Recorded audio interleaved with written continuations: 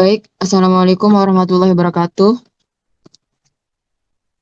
Waalaikumsalam warahmatullahi wabarakatuh. Waalaikumsalam warahmatullahi wabarakatuh. Di sini kami dari kelompok 6 akan memaparkan hasil kerja kelompok kami dan proposal kelompok kami yang berjudul Strategi Peningkatkan Berpikir Kritis Berdasarkan Kurikulum Merdeka di kelas 3 Sekolah Dasar Negeri 11 Mataram. Baik, saya akan memperkenalkan anggota kelompok saya dan sekaligus pemateri pada siang hari ini. Yang pertama, yang sebagai pemateri pertama yaitu Ainur Saskia, dan yang kedua sekaligus pemateri kedua ada Aditya Dianova, dan yang ketiga saya sendiri sebagai pemateri ketiga Hafian Aulia, dan yang keempat ada Rizkyati Amelia sebagai pemateri keempat juga, dan yang terakhir ada Rahikal Maktum sebagai pemateri terakhir. Baik, tanpa berlama-lama lagi, saya persilahkan kepada pemateri pertama untuk memaparkan bab satunya. Sebelumnya saya ingin mengucapkan terima kasih kepada moderator atas kesempatannya. Nah, di sini saya akan menjelaskan apa sih latar belakang dari penelitian yang akan kami lakukan. Dengan judul penelitian yaitu Strategi Peningkatan Berpikir Kritis Berdasarkan Kurikulum Merdeka di kelas 3 Sekolah Dasar Negeri 11 Mataram. Mohon maaf, pemateri pertama suaranya tidak terdengar di sini.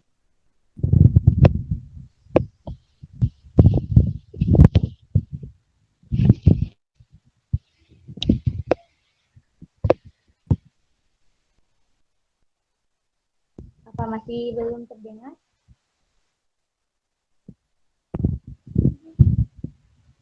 Kecil dia suaranya.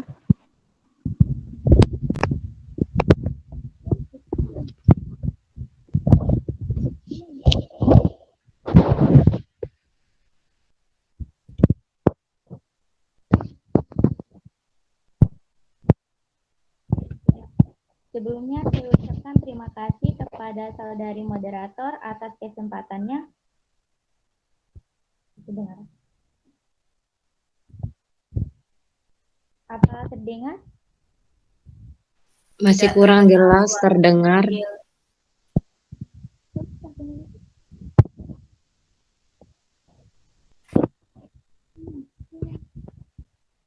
Coba pindah tempat, mungkin sinyalnya kurang.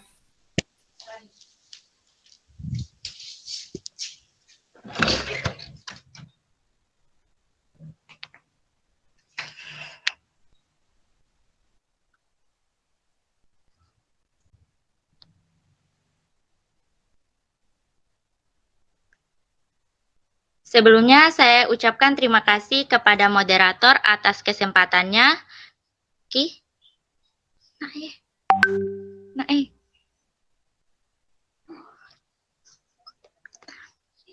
Mohon maaf teman-teman. Izin mengulang, sebelumnya saya ucapkan terima kasih kepada moderator atas kesempatannya.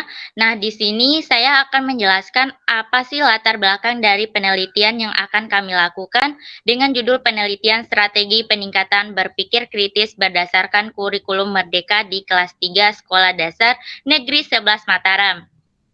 Jadi, seperti yang kita ketahui bahwa sekolah adalah merupakan tempat kedua di mana anak itu belajar setelah dididik di rumah oleh kedua orang tuanya. Nah, cara didikan yang diberikan oleh setiap orang tua tentunya berbeda-beda.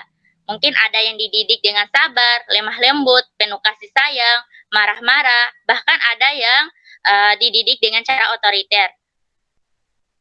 Jadi, cara didikan yang diberikan kepada setiap anak itu tentunya berbeda-beda daripada yang lainnya. Namun, akan tetapi perlu juga kita ketahui bahwa kemampuan setiap anak tentunya juga berbeda-beda. Jika pengajaran yang kita berikan kepada anak itu tidak sesuai dengan kemampuannya, maka akan semakin memperburuk kondisi si anak ini. Oleh karena itu, sangat dianjurkan kepada kedua orang tua untuk tidak memaksakan kehendak si anak ini. Lebih baik anak ini itu dibiasakan untuk selalu berpikir kritis agar permasalahan dihadapi oleh si anak ini dapat diselesaikan dengan baik. Nah, menurut Nihana tahun 2021 juga menyatakan bahwa berpikir kritis adalah suatu kemampuan untuk berpikir berdasarkan penalaran yang jernih, logis, dan rasional. Jadi, ketika kita menjadi seorang guru itu harus bisa membiasakan setiap peserta didik untuk selalu berpikir kritis dalam menghadapi setiap permasalahannya. Cara yang bisa kita terapkan atau yang bisa diterapkan oleh seorang guru dalam membiasakan hal tersebut itu bisa dilakukan dalam suatu pembelajaran tertentu.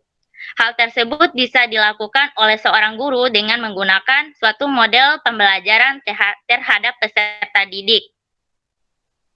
Model pembelajaran yang dimaksud ini ialah misalnya seorang guru bisa memberikan tugas tambahan kepada peserta didik, misalnya seperti memberikan tugas proyek berbasis masalah dan diskusi kelompok. Ditambah lagi sekarang ini setiap sekolah juga sedang menerapkan kurikulum baru yang kita kenal sebagai kurikulum merdeka, di mana kurikulum merdeka ini membebaskan peserta didik itu dalam belajar dan mengekspresikan pengetahuannya. Penerapan pembelajaran dengan menggunakan kurikulum baru ini, pembelajaran itu bisa dilakukan dengan cara fleksibel. Seperti contoh, peserta didik itu bisa mempelajari satu mata pelajaran saja dalam sehari. Penerapan kurikulum baru ini dalam suatu proses pembelajaran seharusnya menjadikan peserta didik itu di dalam suatu kelas itu lebih aktif dalam kegiatan belajar. Aktif yang saya maksud di sini ialah peserta didik itu lebih banyak bertanya, menjawab, menanggapi, serta mengerjakan tugas-tugas dari guru sesuai dengan materi yang dibahas. Namun pada kenyataannya, masalah yang ada di lapangan khususnya di sekolah dasar yang kami lakukan penelitian, peserta didik itu tidak banyak menunjukkan keaktifannya dalam proses belajar mengajar. Banyak peserta didik yang malu bertanya dan malu menanggapi setiap pelajaran yang disampaikan oleh gurunya. Walaupun ada beberapa peserta didik juga yang sedikit aktif dalam proses pembelajaran yang berlangsung. Keaktifan ini terjadi karena adanya guru juga yang mencoba memberikan tugas berbasis proyek tadi kepada semua peserta didik. Nah, dari sedikit penjelasan saya sebelumnya, kenyataan yang terjadi di lapangan tempat dilakukannya penelitian itu belum dilihat adanya peserta didik yang mau untuk berpikir kritis dalam menyelesaikan tugas yang diberikan oleh setiap gurunya. Untuk itu, kita ketika menjadi seorang guru itu diharapkan bisa menciptakan kegiatan belajar mengajar yang aktif, efektif, dan efisien di dalam suatu kelas atau di dalam suatu kelas. Dengan tujuan dengan harapan bisa memberikan stimulus yang lebih kepada peserta didik ini. Hal ini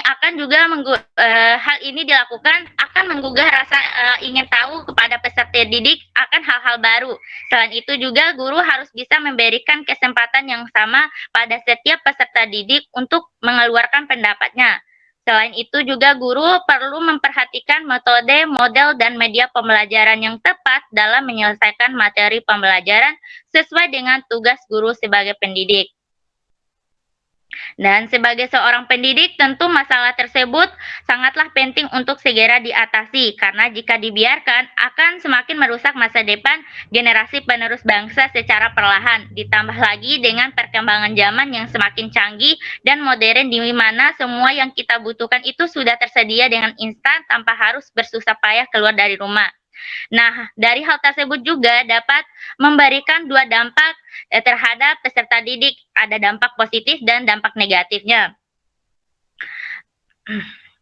Dampak negatif, karena itu dampak negatif itu kita usahakan untuk mencegah dampak negatif yang akan ditimbulkan dari hal tersebut. Untuk mencegah dampak negatif yang akan muncul diperlukannya berpikir kritis dalam menghadapi perkembangan dunia. Hal tersebut dilakukan untuk memfilter semua informasi yang kita dapatkan agar kita dapat mengambil keputusan yang terbaik Selain itu, kemampuan berpikir kritis anak juga akan sangat membantu peserta didik dalam memecahkan setiap permasalahan yang berkaitan dengan pembelajaran dan kehidupannya sehari-hari. Nah, menurut Ramdhani dan Salahuddin tahun 2021, berpikir kritis ini dapat dilatih dengan cara memberikan soal non-rutin sehingga peserta didik itu terbiasa dan tidak kesulitan dalam memecahkan masalah, misalnya dalam pelajaran matematika. Namun tidak hanya pembelajaran matematika saja, dalam pembelajaran IPA juga diperlukan kemampuan berpikir kritis. Nah, berpikir kritis pada pembelajaran IPA juga akan menunjang peningkatan kemampuan peserta didik dalam berpikir kritis dengan menggunakan metode keterampilan berproses. Nah, hal itulah yang menjadikan penelitian ini yang berjudul Strategi Peningkatan Berpikir Kritis berdasarkan Kurikulum Merdeka di kelas 3 Sekolah Dasar Negeri 11 Mataram. Mungkin itu saja latar belakang dari adanya penelitian yang akan kami lakukan selanjutnya. Demikian penjelasan singkat dari saya kembalikan kepada moderator. Baik, terima kasih saya ucapkan kepada pemateri pertama. Dan kita lanjutkan kepada pemateri kedua, yaitu Haditya Dianova untuk memaparkan materinya.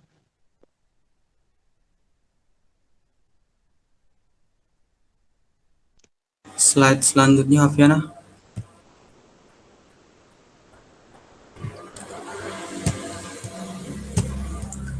Baik, di sini saya akan menjelaskan tentang masalah, kemudian tujuan penelitian dan manfaat penelitian. Yang pertama di sini saya akan menjelaskan tentang rumusan masalah. Di sini ada dua rumusan masalah. Yang pertama itu bagaimana strategi peningkatan berpikir kritis berdasarkan kurikulum merdeka di kelas 3 Sekolah Dasar Negeri 11 Mataram. Kemudian yang kedua, bagaimana kesulitan peningkatan berpikir kritis berdasarkan kurikulum merdeka di kelas 3 Sekolah Dasar Negeri 11 Mataram. Kemudian untuk tujuan dari penelitian yang pertama itu untuk mengetahui strategi peningkatan berpikir kritis berdasarkan kurikulum merdeka di kelas 3 Sekolah Dasar Negeri 11 Mataram. Kemudian tujuan penelitian kedua yaitu untuk mengetahui kesulitan peningkatan berpikir kritis berdasarkan kurikulum merdeka di kelas 3 Sekolah Dasar Negeri 11 Mataram. Kemudian untuk manfaat. Di sini ada 3 manfaat dari penelitian ini. Yang pertama itu bagi peserta didik.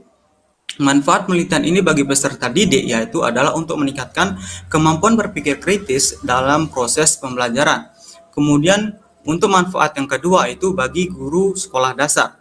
Manfaat penelitian ini bagi guru sekolah dasar yaitu untuk memperbaiki kualitas proses belajar mengajar dalam peningkatan berpikir kritis peserta didik. Kemudian manfaat yang ketiga yaitu bagi peneliti.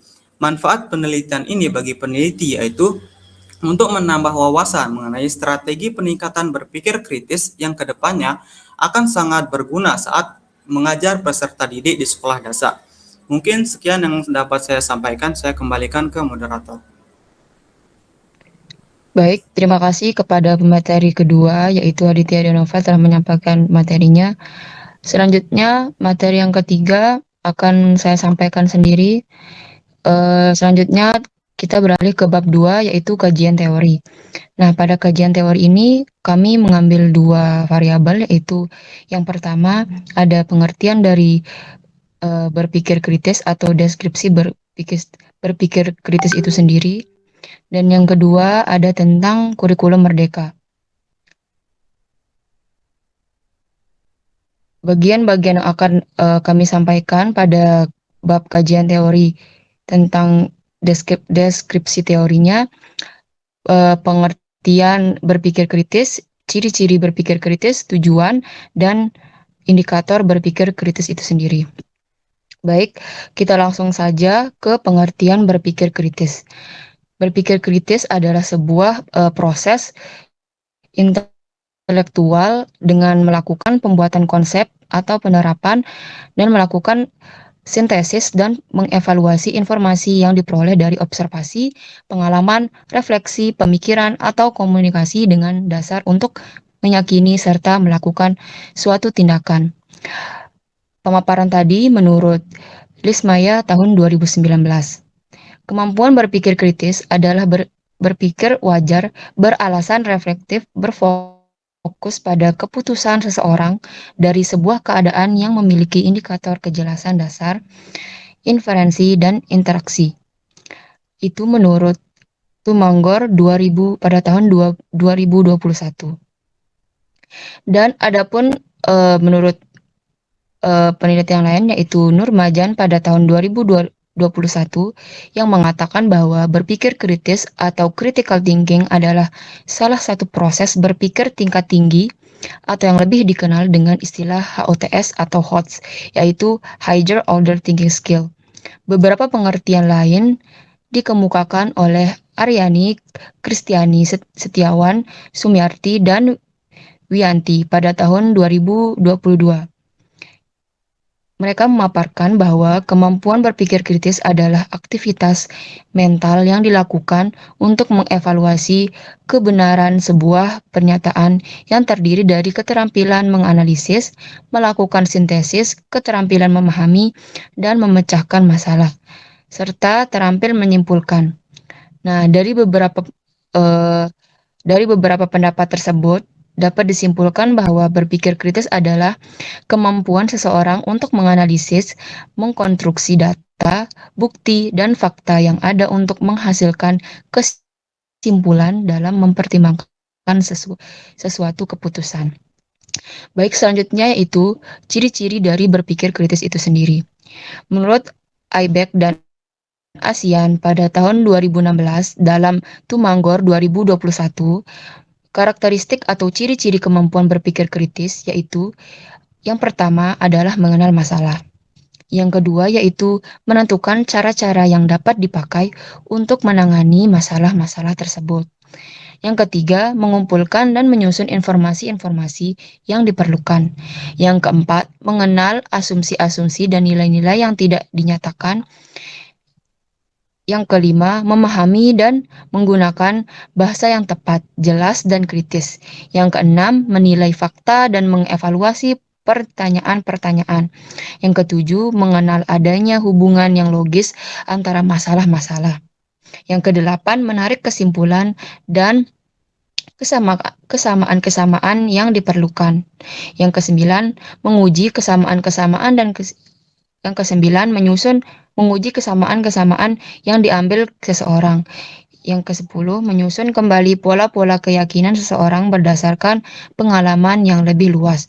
Dan yang terakhir ada membuat penilaian yang tepat tentang hal-hal dan kualitas tertentu dalam kehidupan sehari-hari. Dan selanjutnya ada menurut Ognes dalam Tumanggor 2021, ciri-ciri berpikir kritis, yaitu mengenal secara rinci bagian-bagian keseluruhan, menandai dan mendeteksi masalah, mampu mendekatkan ide yang relevan dengan tidak relevan, mampu membedakan fakta dengan diksi atau pendapat, mampu mengidentifikasi perbedaan-perbedaan atau kesenjangan informasi, dan lain-lain. Nah, dari beberapa pendapat para ahli tersebut, maka ciri-ciri berpikir kritis yang dapat kami simpulkan yaitu yang pertama, mengenal betul masalah-masalah yang mereka hadapi, dan yang kedua, mampu mengidentifikasi dan menganalisis masalah di bawah tekanan. Yang ketiga, menentukan solusi yang tepat dari masalah tersebut, dan yang terakhir, berpikir logis dan terbuka serta objektif. Dan yang ketiga ada tujuan dari berpikir kritis. Menurut Costa dalam Yuniarti tahun 2016, dalam Bahri dan Kusnawa pada tahun 2021, tujuan berpikir kritis dalam pembelajaran yaitu ada 3. Yang pertama, mengembangkan kemampuan individual secara maksimal, baik secara fisik, emosional, filosofi, estetika, dan intelektual. Yang kedua, mempersiapkan siswa untuk mencukupi kebutuhan ekonomi secara mandiri dan siap menghadapi dunia kerja, mengajarkan siswa untuk mendapatkan dan menghasilkan kebutuhan serta pelayanan yang diinginkan, dan mengatur sumber daya seseorang secara efisien.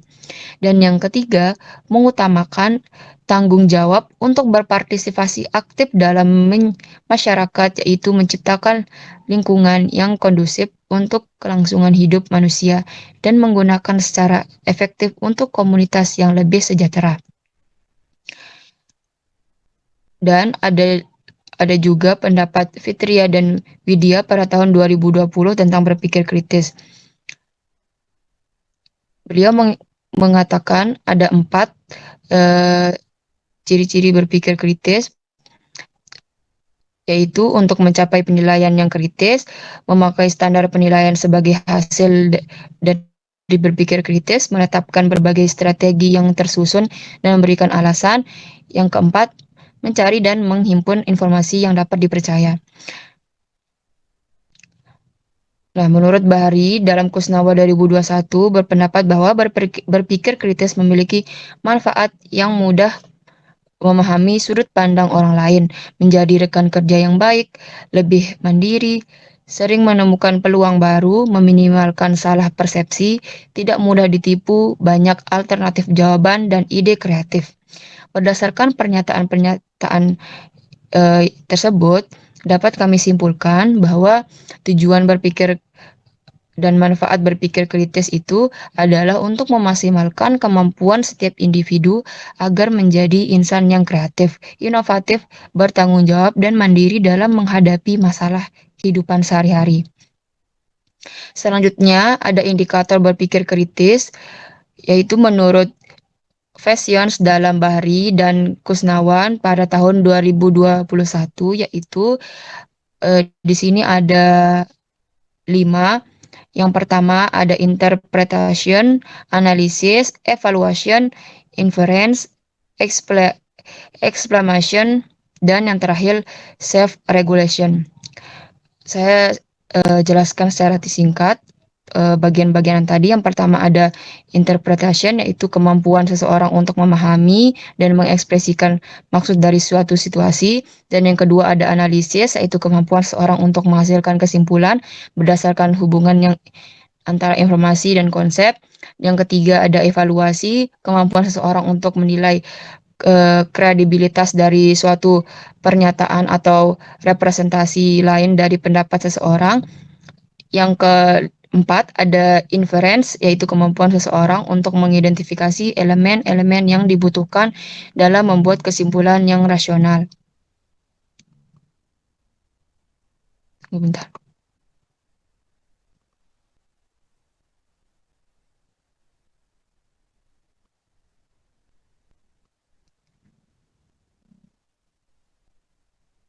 Nah, lanjut dari paparan tersebut, kami simpulkan bahwa setidaknya ada 3 indikator berpikir kritis yang harus dimiliki untuk menghadapi perkembangan zaman dan teknologi.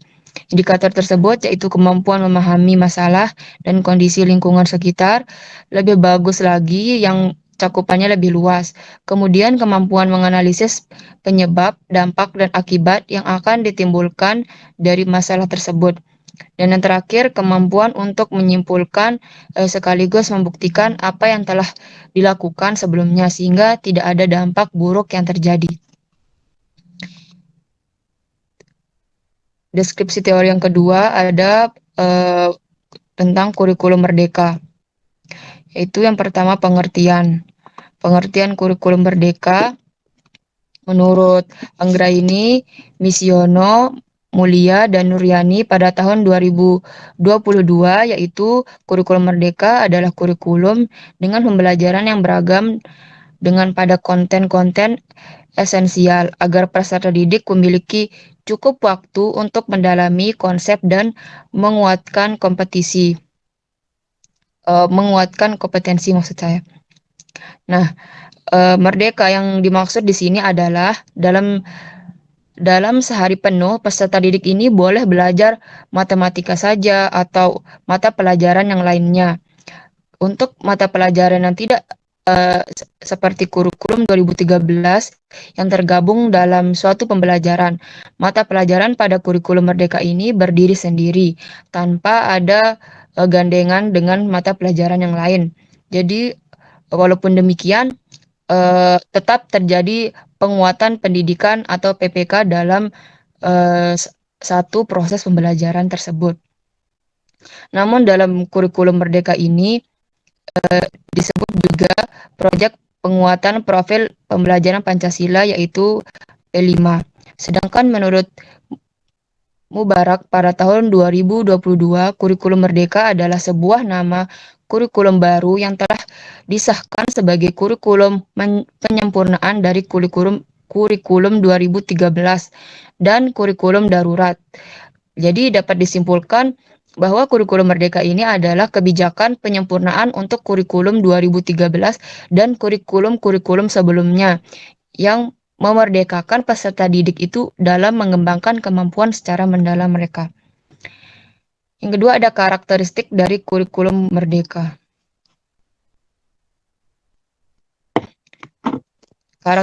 Karakteristik kurikulum Merdeka menurut Handoyo dan Sukanto pada tahun 2022 ada beberapa karakteristik kurikulum Merdeka yang sekaligus juga menggambarkan keunggulannya, yaitu yang pertama materi yang dipelajari itu lebih sederhana dan mendalam.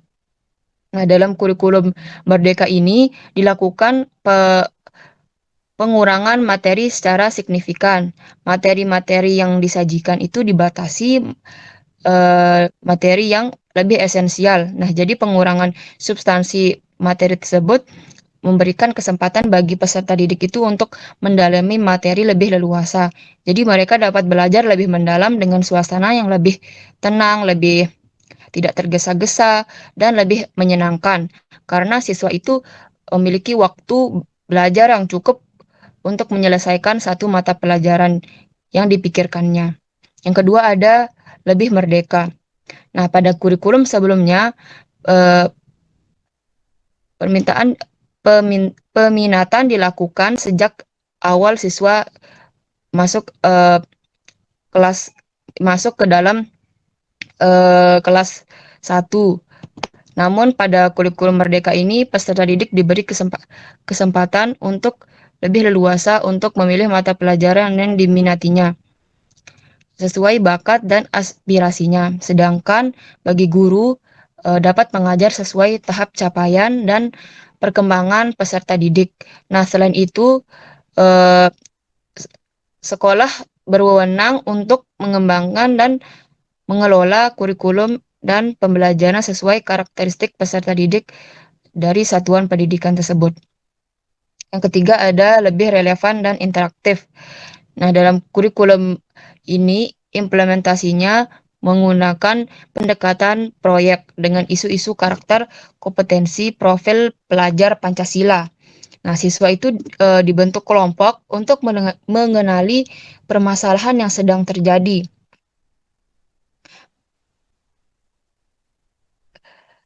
Untuk menguatkan karakter profil pelajar Pancasila itu, yaitu beriman, bertakwa kepada Tuhan Yang Maha Esa, dan berakhlak mulia, berkebinekaan global, bergotong royong, mandiri, bernalar kritis, dan kreatif.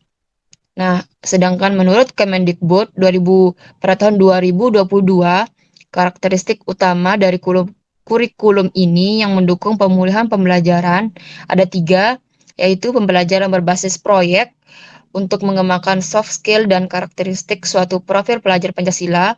Yang kedua, fokus pada materi esensial sehingga ada waktu cukup untuk pembelajaran yang mendalam bagi kompetensi dasar seperti literasi dan numerasi.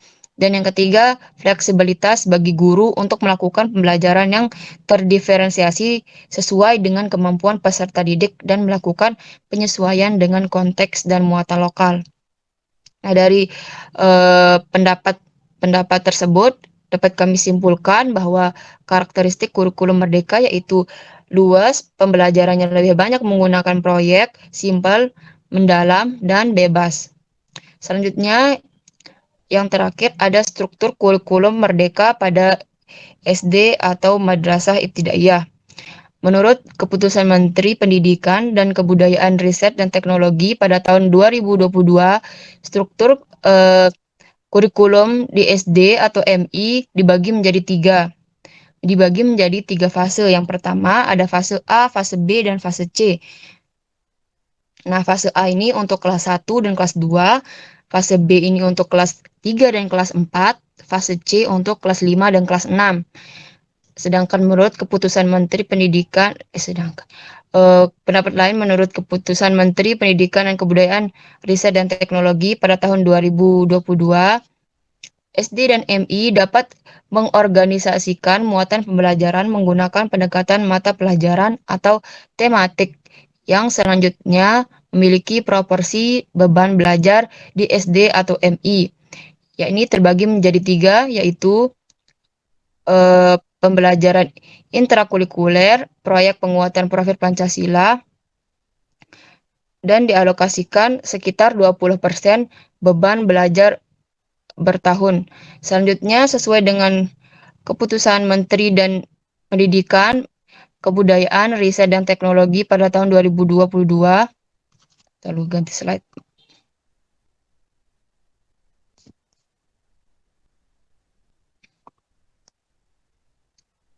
Untuk satuan pendidikan, penyelenggaraan pendidikan inklusif di SD atau MI menyediakan layanan program berkebutuhan khusus sesuai dengan kondisi peserta didik. Selanjutnya, untuk mata pelajaran bahasa Inggris merupakan mata pelajaran pilihan yang dapat diselenggarakan berdasarkan kesiapan satuan pendidikan tersebut. Yang terakhir, untuk muatan pelajaran kepercayaan untuk penghayatan kepercayaan terhadap Tuhan Yang Maha Esa dilaksanakan sesuai dengan ketentuan peraturan perundang-undangan yang mengatur mengenai layanan pendidikan kepercayaan terhadap Tuhan Yang Maha Esa. Baik, itu saja pemaparan materi yang dapat saya sampaikan.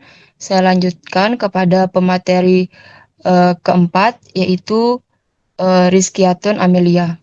Saya persilahkan. Baik, terima kasih atas kesempatannya, moderator.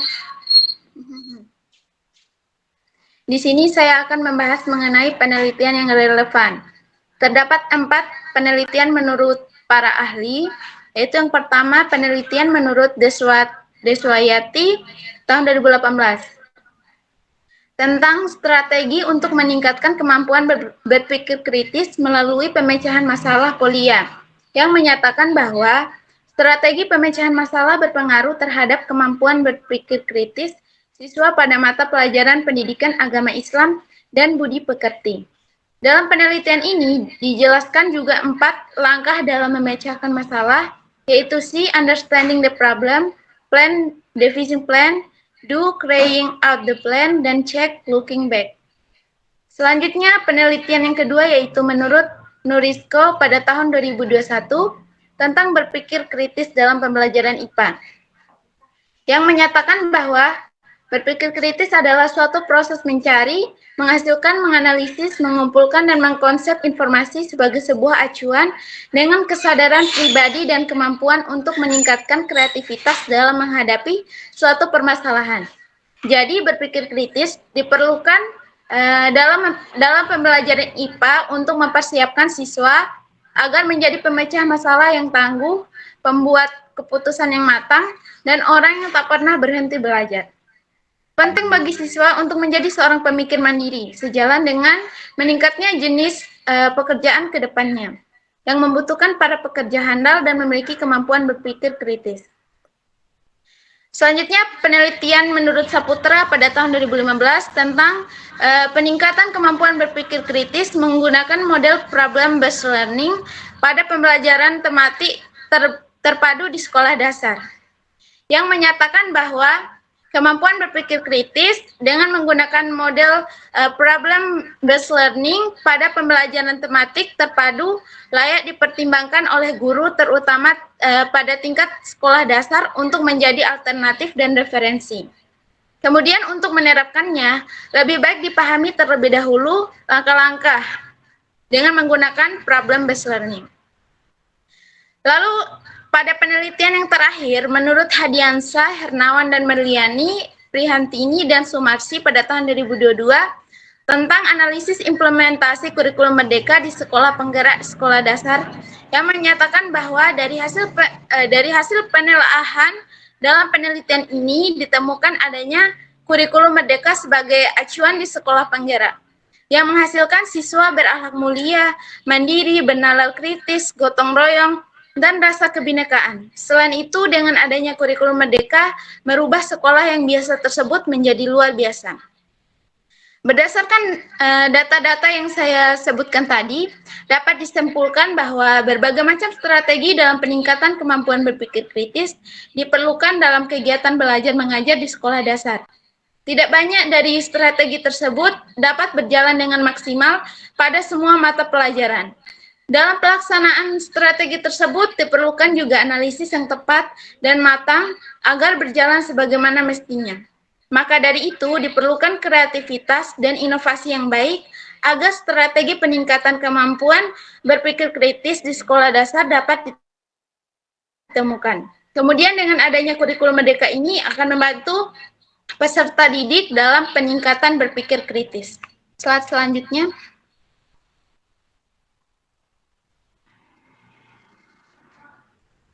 Slide selanjutnya, moderator.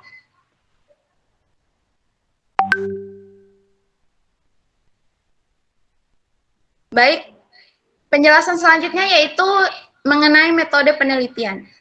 Yang pertama, tempat dan waktu penelitian. Tempat penelitian ini dilakukan di Sekolah Dasar Negeri 11 Mataram yang bertempat di Jalan Jenderal Sudirman, nomor 34 Rembige, Kecamatan Separang, Kota Mataram, Nusa Tenggara Barat. Kami mengambil tempat ini dikarenakan lokasi mudah dijangkau. Peserta didik memiliki latar belakang keluarga, ekonomi, status, suku, ras, adat, istiadat, dan budaya yang beragam. Lokasi yang mudah dijangkau ini ada kelebihan dan kekurangannya tersendiri. Seperti halnya Sekolah Dasar Negeri 11 Mataram ini terletak pada pinggir jalan raya.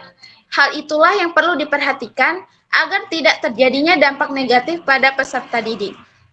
Kemudian, dengan adanya keberagaman, tentunya tingkat kemampuan berpikir kritis peserta didik berbeda-beda dan strategi dalam peningkatannya pun tidaklah sama.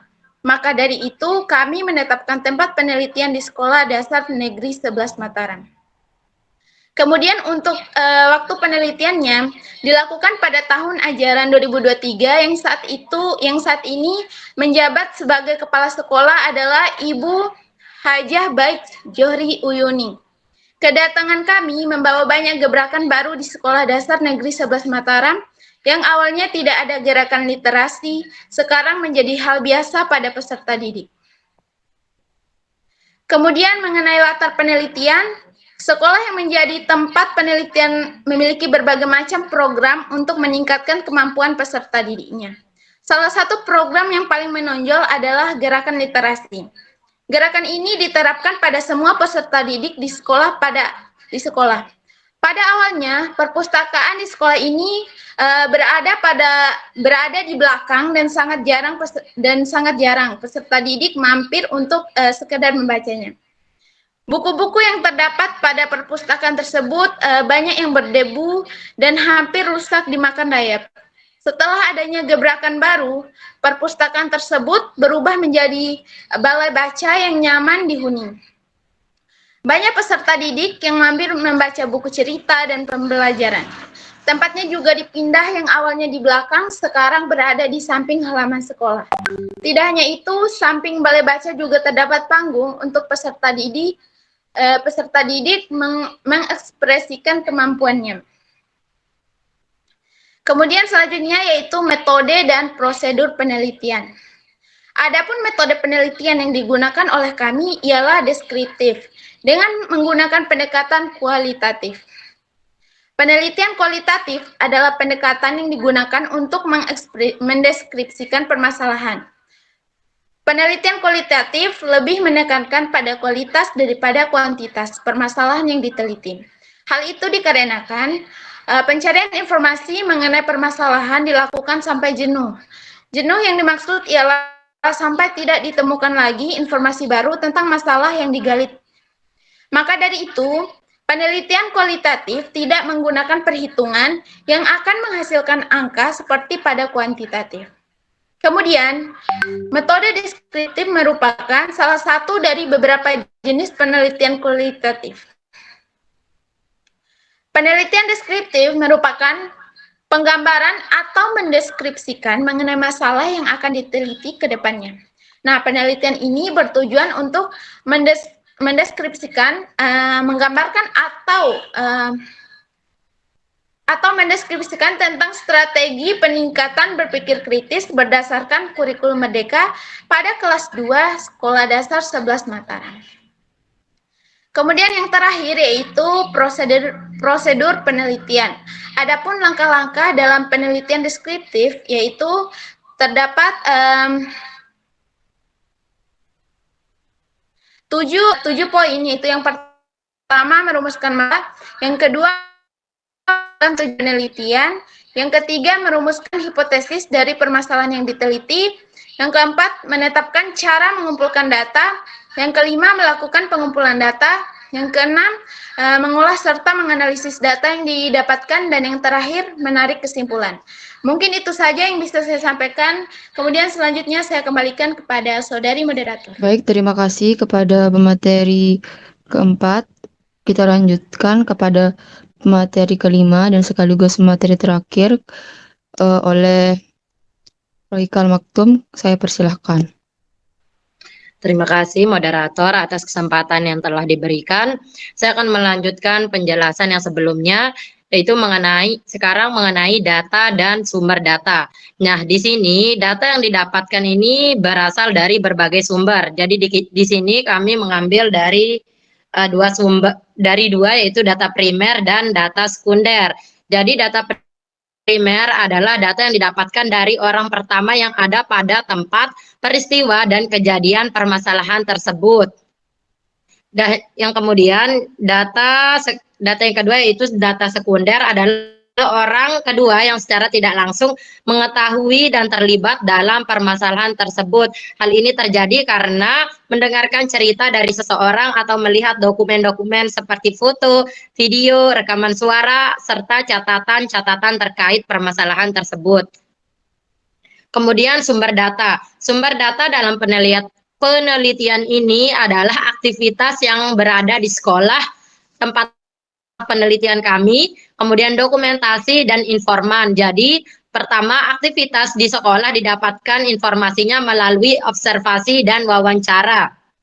Yang kedua, melalui tempat penelitian menjadi hal yang berkaitan dengan narasumber yang akan diwawancara dan diobservasi. Dan yang ketiga itu dokumentasi, dokumen-dokumen tertulis maupun tidak tertulis yang dapat berbentuk foto, gambar, video, audio, dan film mengenai masalah yang akan kami teliti. Dan yang terakhir yaitu informan, ialah narasumber yang memberikan informasi mengenai permasalahan yang akan diteliti. Selanjutnya di sini mengenai teknik dan prosedur pengumpulan data.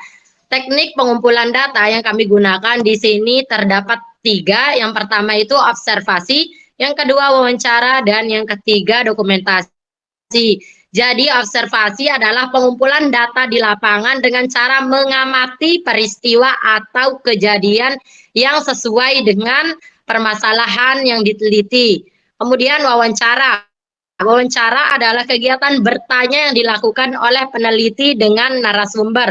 Wawancara yang digunakan oleh peneliti yaitu wawancara tidak terstruktur.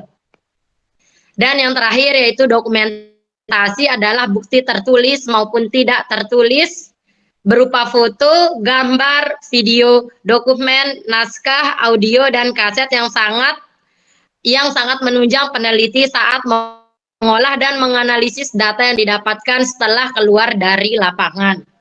Selanjutnya, prosedur pengumpulan data. Prosedur pengumpulan data ini juga disesuaikan dengan teknik pengumpulan data yang diambil. Jika di teknik pengumpulan data menggunakan observasi, maka di prosedur pengumpulan datanya menggunakan teknik observasi pula, wawancara, dan dokumentasi. Dan selanjutnya itu prosedur analisis data. Di sini kami menggunakan prosedur analisis data model Miles dan Haberman dengan beberapa langkah. Yang pertama yaitu pengumpulan data. Pengumpulan data dalam penelitian ini digunakan beberapa cara sesuai yang telah saya jelaskan sebelumnya, yaitu wawancara, observasi, dan dokumentasi. Kemudian data yang didapatkan tersebut dicatat sesuai dengan hasil wawancara, observasi, dan dokumentasi di lapangan secara deskriptif. Kemudian berlanjut ke reduksi data. Nah, dalam reduksi data ini kita mengelompokkan data-data yang didapatkan saat di lapangan sesuai dengan permasalahan tersebut. Tujuan dari reduksi ini untuk mengerucutkan data-data yang telah didapatkan di lapangan sehingga mempermudah dalam proses menganalisis data. Yang selanjutnya, penyajian data. Setelah mengelompokkan, dilanjutkan dengan penyajian data.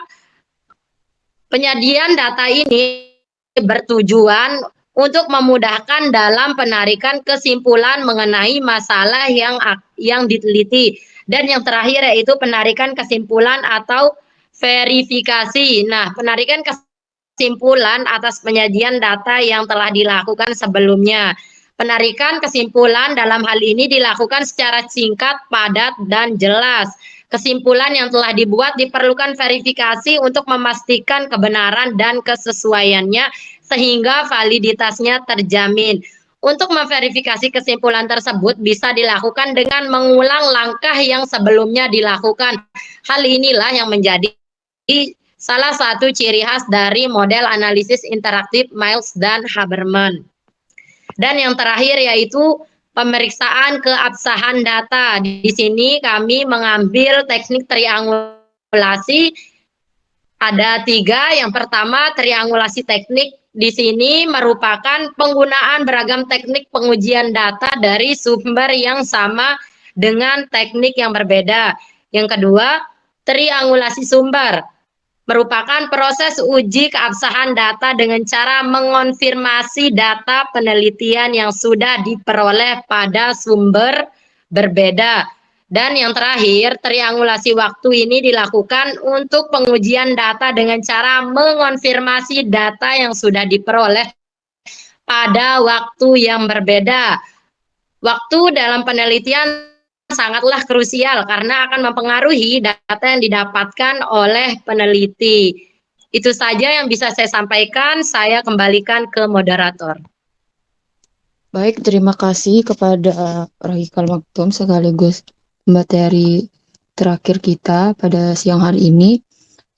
Karena pemaparan materi sudah selesai sampai dengan bab 3, maka selanjutnya kami akan membuka sesi tanya jawab kepada peserta atau audiens yang ingin bertanya. Kami persilahkan untuk mengangkat tangan.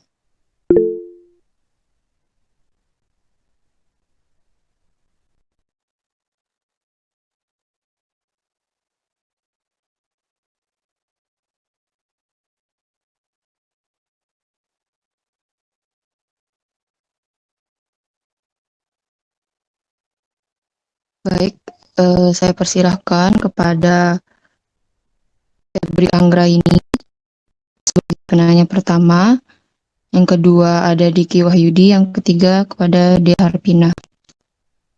Mungkin pertanyaan pertama bisa langsung disampaikan oleh Febri. Baik,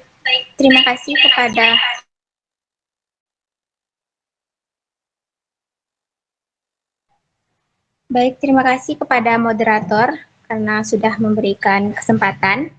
Di sini saya izin bertanya mengenai pemeriksaan keabsahan data. Nah, tadi dijelaskan bahwa menggunakan triangulasi. Bagaimana jika dalam penerapannya, dalam penelitian ini itu terjadi berbagai perbedaan data yang didapatkan? Bagaimana proses pengambilan kesimpulannya? Apakah bisa dipahami? Baik, terima kasih kepada Febri Anggraini. Mungkin pertanyaannya bisa dituliskan agar teman-teman yang lain bisa melihat pertanyaannya. Selanjutnya kepada Diki, silahkan. Baik, terima kasih saya ucapkan kepada moderator. Di sini saya ingin bertanya, bagaimana peran kalian jika kalian menjadi seorang guru untuk dalam mengembangkan strategi peningkatan berpikir kritis berdasarkan kurikulum merdeka tersebut, dan apa saja kendala yang dihadapi oleh siswa dan guru dalam menerapkan strategi peningkatan berpikir kritis tersebut. Jika ada, bagaimana cara mengatasinya? Apakah bisa dimengerti? Baik, terima kasih kepada Diki. Mohon pertanyaannya bisa dituliskan kembali di kolom chat agar yang lain juga bisa melihat. Dan yang terakhir kepada Dea Harpina, dipersilakan. Baik, terima kasih kepada moderator atas kesempatannya. Di sini saya ingin bertanya, kan kelompok berapa nih? Kelompok 6 membahas mengenai strategi peningkatan berpikir kritis. Nah, di sini saya ingin bertanya, menurut kelompok kalian, bagaimana sih urgensi atau pentingnya berpikir kritis bagi peserta didik, khususnya bagi peserta didik di sekolah dasar? Terus untuk pertanyaan saya yang kedua, kurang lebih sama dengan Diki, bagaimana jika strateginya sudah dipilih, lalu dalam pengaplikasiannya terdapat hambatan-hambatan, bagaimana cara kalian menyikapinya atau solusi yang kalian lakukan seperti apa? Seperti itu. Terima kasih. Baik, terima kasih kepada Dea Harpina sekaligus penanya terakhir. Izinkan kami untuk mendiskusikan jawaban dari pertanyaan teman-teman.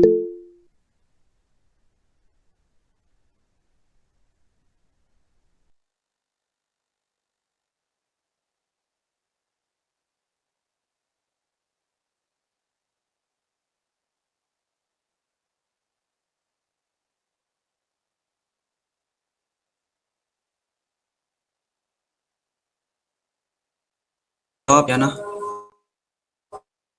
Baik, saya persilakan untuk Adit untuk menjawab pertanyaan siapa? Pertanyaannya Febri Anggraini. Baik, dipersilakan. Baik, di sini Saudari Febri Anggraini bertanya mengenai pemeriksaan kebahasan data yang dijelaskan bahwa menggunakan triangulasi terdapat beberapa jenis yang disebutkan bagaimana penerapan dalam penelitian ini apabila terjadi berbagai perbedaan data dan penarikan kesimpulannya.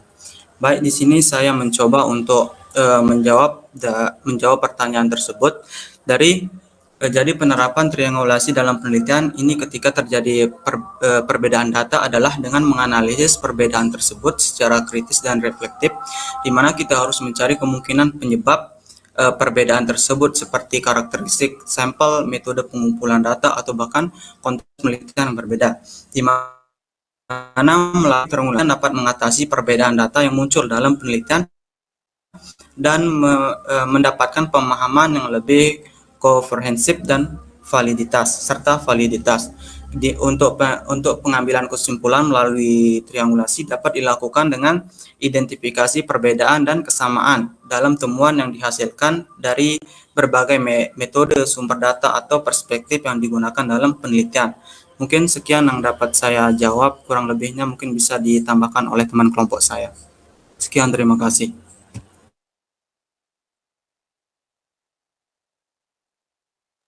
Baik, terima kasih kepada Tia Deno. Mungkin ada dari teman kelompok saya yang ingin menjawab atau menambahkan. Tidak ada, Kak. Baik, terima kasih. Bagaimana kepada Saudari Febri yang bertanya, bagaimana jawabannya? Apakah bisa diterima? Sudah cukup, sangat bisa dipahami. Terima kasih. Baik, terima kasih kembali. Baik, saya akan menjawab pertanyaan dari Diki, yaitu bagaimana peran kalian jika menjadi seorang pendidik dalam mengembangkan strategi meningkatkan berpikir kritis berdasarkan kurikulum merdeka tersebut, dan apa saja kendala yang dihadapi oleh siswa maupun guru dalam menerapkan strategi meningkatkan berpikir kritis berdasarkan kurikulum merdeka. Di sini peran kita jika kita menjadi seorang pendidik dalam mengembangkan strategi meningkatkan berpikir kritis itu sangat besar, karena kita adalah salah satu sumber belajar atau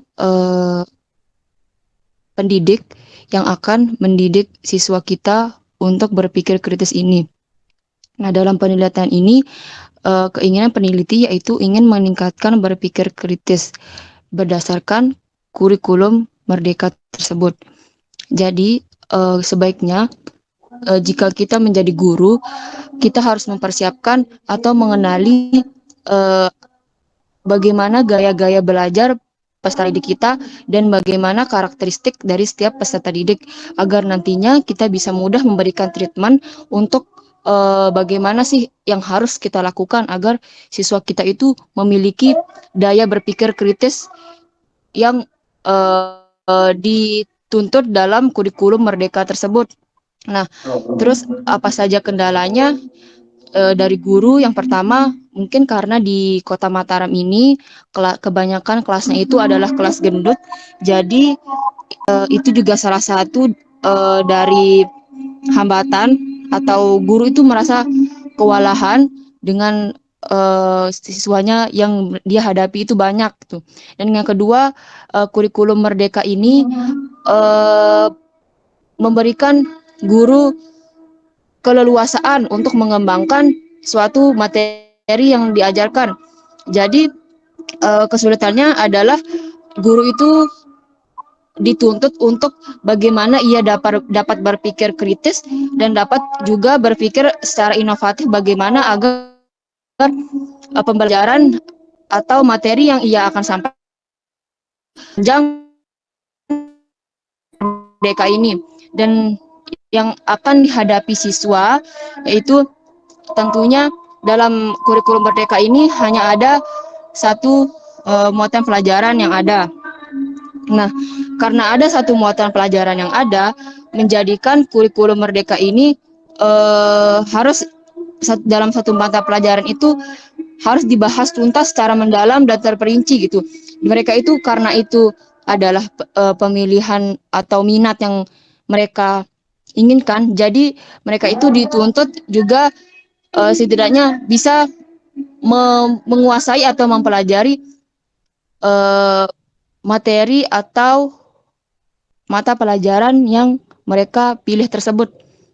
Nah, mungkin itu dari saya. Saya bertanya kepada penanya bagaimana jawabannya, apakah bisa diterima? Sangat bisa. Terima kasih. Boleh saya nambahkan sedikit? Baik, kepada Aditya dipersilakan. Baik, di sini bagaimana peran kita jika menjadi seorang pendidik dalam mengembangkan strategi peningkatan berpikir kritis berdasarkan kurikulum Merdeka. Mungkin di sini kami akan lebih untuk memahami dari prinsip dan tujuan dari kurikulum Merdeka itu seperti apa. Jadi sebagai pendidik, kami akan mempelajari dengan seksama prinsip-prinsip dari tujuan kurikulum Merdeka. Kami akan memahami bagaimana kurikulum Merdeka itu dapat mendorong peserta didik untuk menjadi aktif, efektif, dan mampu berpikir kritis. Dengan pemahaman yang mendalam tentang kurikulum ini, kami akan mengembangkan strategi yang sesuai untuk meningkatkan kemampuan berpikir kritis siswa. Kemudian untuk hambatannya saya nggak akan jelaskan karena semuanya sudah dijelaskan oleh teman saya tadi. Sekian yang dapat saya sampaikan, saya kembalikan ke moderator. Baik, terima kasih kepada Aditya Dienova yang telah menambahkan.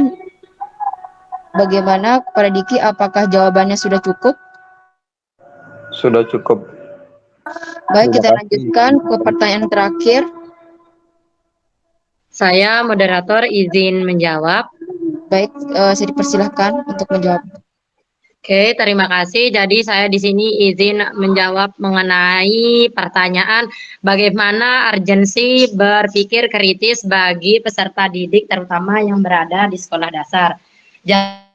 Jadi teman-teman perlu kita ketahui bersama bahwa anak sekolah dasar itu sudah dapat dirangsang untuk berpikir kritis. Usianya itu mulai dari 7 sampai 12 tahun.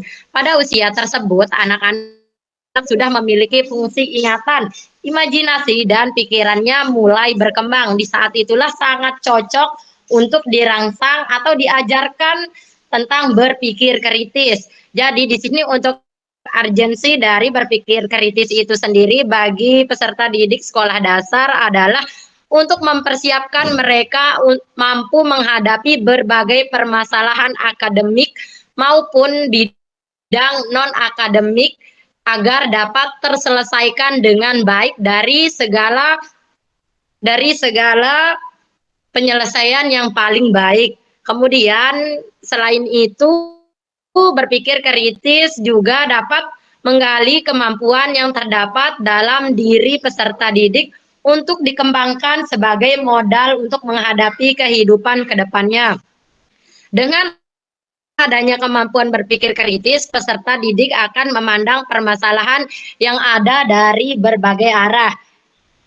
Saya contohkan contoh kecilnya dalam sebuah pembelajaran. Misalnya kita sebagai pendidik menggunakan metode atau model pembelajaran PBL atau problem based learning, tentu kita akan memberikan masalah di awal kepada peserta didik. Jadi jika peserta didik tidak memiliki kemampuan berpikir kritis, permasalahan yang telah kita sediakan di awal, peserta didik tidak mampu menganalisisnya.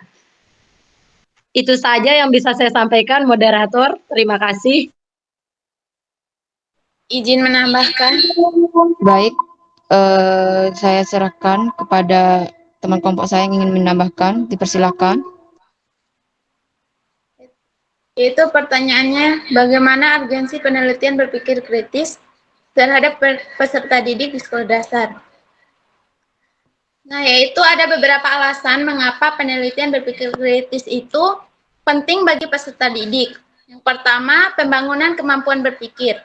Pada sekolah dasar, yaitu tempat untuk memulai pembangunan kemampuan berpikir kritis.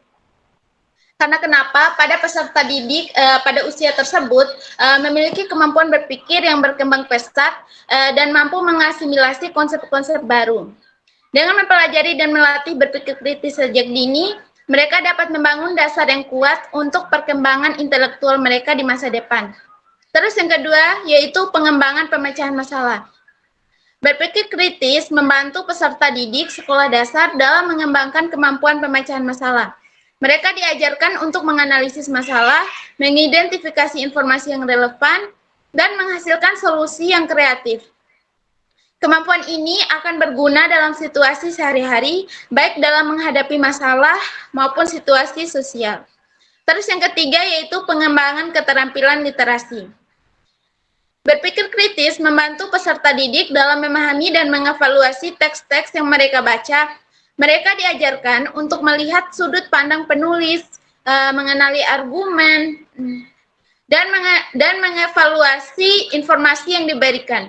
Dengan demikian, berpikir kritis membantu peserta didik dalam memperoleh keterampilan literasi yang kuat dan esensial untuk keberhasilan akademik di semua mata pelajaran. Sedangkan yang terakhir yaitu pengembangan kemampuan komunikasi. Berpikir kritis juga membantu peserta didik dalam mengembangkan kemampuan komunikasi mereka. Dengan melatih keterampilan berpikir kritis, mereka belajar untuk mengorganisir pikiran mereka, menyusun argumen, dan mengungkapkan pendapat mereka secara pribadi. Nah, kemampuan ini akan membantu mereka dalam berinteraksi dengan baik dengan teman sekelas, guru, dan anggota lainnya. Nah, dalam konteks sekolah dasar ini, penting bagi pendidik untuk menciptakan lingkungan yang mendukung untuk pengembangan berpikir kritis. Mereka dapat mengintegrasikan kegiatan diskusi, pemecahan masalah, dan penelitian pada kurikulum.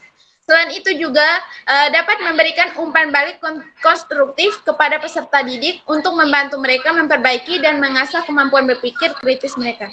Mungkin itu saja yang bisa saya sampaikan. Saya kembalikan kepada moderator. Terima kasih. Izin menambahkan, moderator. Baik, silakan. Di sini saya akan menambahkan, ingin menambahkan strategi pertanyaan kedua dari saudari Dea, yaitu hambatan yang terjadi dalam meningkatkan berpikir kritis pada anak dan bagaimana solusi yang dapat kami berikan.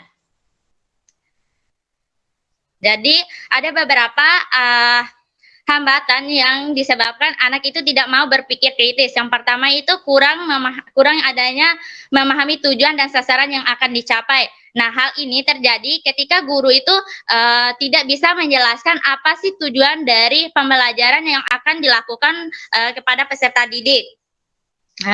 Terus yang kedua adanya rasa takut berbuat salah pada peserta didik. Nah, hal inilah yang akan membuat anak itu tidak mau berpikir kritis dan saat ingin melakukan sesuatu itu merasa takut untuk berbuat salah dalam melakukan sebuah tindakan. Terus yang ketiga itu takut dikritik. Nah, takut dikritik ini dirasakan oleh anak itu ketika dalam menyampaikan suatu argumen. Nah, hal ini akan timbul ketika anak itu mulai ingin menjawab pertanyaan atau menanggapi semua jawaban dari temannya. Nah, untuk itu kepada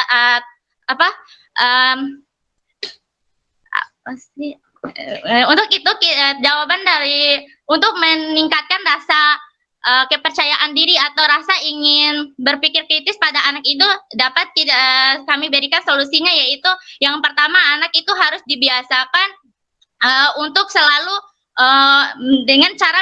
selalu percaya diri dengan cara memberikan motivasi serta selalu selalu mau mendengarkan apa saja yang menjadi keluhan dari setiap peserta didik. Misalnya mereka ingin mengeluhkan sesuatu, kita sebagai pendidik itu harus mau mendengarkan keluh kesah dari peserta didik tersebut. Mungkin itu saja jawaban tambahan dari saya. Saya kembalikan kepada moderator. Baik, terima kasih kepada teman saya yang sudah menambahkan.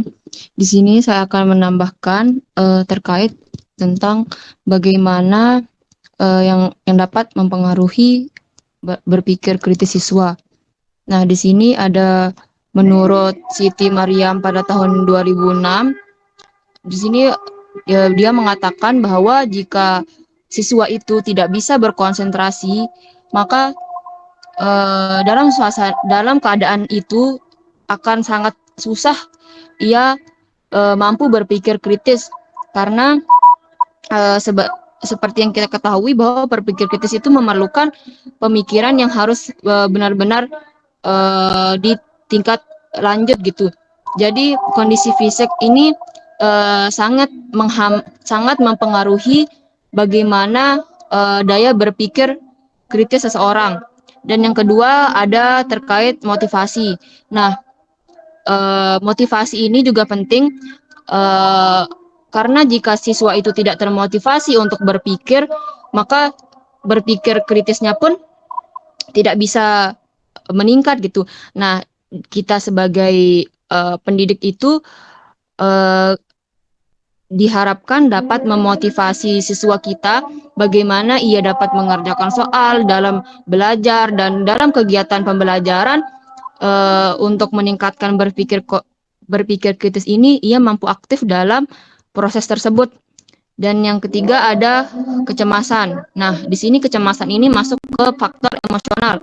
Jika peserta didik merasa tidak nyaman dalam proses pembelajaran dan untuk meningkatkan berpikir kritisnya, maka tidak akan terjadi peningkatan tersebut. Nah, di sini peran guru untuk meningkatkan berpikir kritis siswa itu sangat penting, karena kita harus mendampingi siswa untuk meningkatkan apa yang mereka untuk meningkatkan daya berpikir kritis mereka gitu, untuk menunjang pada kurikulum Merdeka ini. Mungkin itu saja tambahan dari saya. Bagaimana kepada penanya, Dia Harpina, dengan jawaban-jawaban dari kelompok kami? Sudah bisa diterima, terima kasih. Baik, karena kelompok kami sudah menjawab 3 pertanyaan dari teman-teman, mungkin itu saja pemaparan materi dan tanya jawab yang dapat kami sampaikan di pertemuan kali ini. Kami ucapkan terima kasih kepada pemateri dan teman-teman yang sudah menyimak pemaparan materi kami. Apabila ada salah kata, kami mohon maaf. Wabillahi taufiq wa hidayah. Wassalamualaikum warahmatullahi wabarakatuh. Waalaikumsalam warahmatullahi wabarakatuh. Waalaikumsalam. wabarakatuh.